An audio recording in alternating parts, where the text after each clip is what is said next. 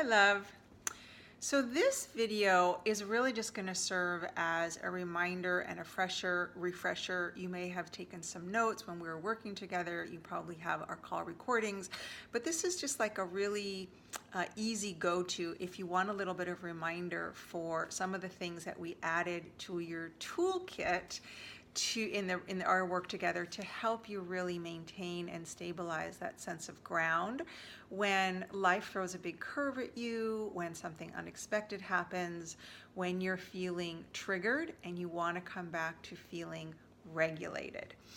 So just in terms of terms, so activation is when you feel, a sense of spike, and you want to kind of start to notice when that's happening by how's your breathing, how much adrenaline or anxiety do you feel, how grounded or not grounded.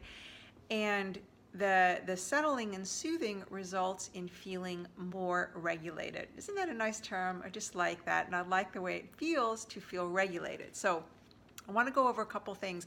Everything I'm going to be sharing with you in the video, I'm sure we've done at least once in our sessions together. So this is really just a way for you to refer to it easily. So when you are in a state of activation, you're in like a traumatic response, which is generally fight or flight. The nature of that state is that it's very singular focus. Again, kind of that analogy of the deer in the headlights, the only focus is to stay safe. So one of the things that will help you kind of break that singular focus, it's like a trance state, is to broaden your focus. So if you remember, I'm sure I have taught you how to look around. This is actually called orienting. You're going to look around your environment. You're going to peek out and really notice, what do you see? And it's very helpful to actually name as you're taking in data. What are you seeing? But you're particularly scanning for any object or visual information that feels good to receive. So it could be a view out your window, it could be your teddy bear, it could be a picture that you have on the wall, nothing that has any charge. So if you just had a big fight with your boyfriend or your partner, don't look at the image of the two of you on the dresser, because that could be more activating. So you want to go for things that are from neutral to pleasurable, kind of in the realm of soothing. And as you take that in, you just notice the effect that it has on your body. And as you continue to look around, you just kind of speak out loud. Okay, I see the trees moving. Oh, I see that flower. Oh, there's that image of that card that my friend gave me.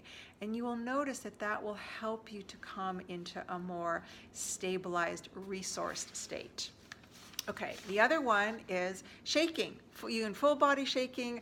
If you're somewhere where you can't do a lot of shaking, even just like shaking out the hands, shaking out the limbs. If you get like a big surge, this is great. If you almost have a car accident or something really unexpected happens, you want to move that energy as close to the time as possible, because that will help it to not get stuck in your body. And it will also just feel incredibly relieving if you can do it right then. So if I just have something stressful that happened, especially if it was unexpected, took me a little bit by surprise, I'll just walk around the house and I'll just shake. I just shake my booty and shake my shoulders. It's like I've said, our bodies are kind of made for shaking. We've just learned to hold them in. But if you watch little children, they shake a lot, and it's because it feels good. And it's a really effective tool for soothing and stabilizing the nervous system. Oh, and then the other one is, especially if you're feeling ungrounded, like if you're really up in your head, if you are having a repetitive or an obsessive kind of circular thought pattern, ground into your feet, like literally push your feet into the floor. This is actually nicer if you're sitting, because you can push them into the floor and you can move them back in, this direction, back and forth a little bit. That's incredibly grounding. And if you do that as you're looking around, you'll notice that your body and your orientation becomes much more diffuse rather than singular. And if it's singular, it's usually singular on either fear or distress or something that isn't really all that helpful to be focusing on. Oh, and the other one, this is a really good one. If you're feeling like a boundary has been pushed up against or violated, or you're feeling like there's a boundary that you want to exert and you're not quite sure how, doing this, let's see, I hope you can see this, where you actually take your arms and you push out against space in all the directions. You can push up, you can push down. Pushing out just feels really good, and there's something about it, it's kind of defining, this is my space. This is my space. This is my space. If boundary violations is something that you have experienced a lot of, doing that will probably feel very satisfying. It might feel a little foreign in the beginning, but just go for anything about it that feels satisfying, where you are inhabiting and taking up your rightful degree of space. All right, my dears, I think that's everything that I wanted to cover. So keep this video somewhere that you have easy access to and refer back to it every now and then. I know it's going to help you a lot. Take care. Bye.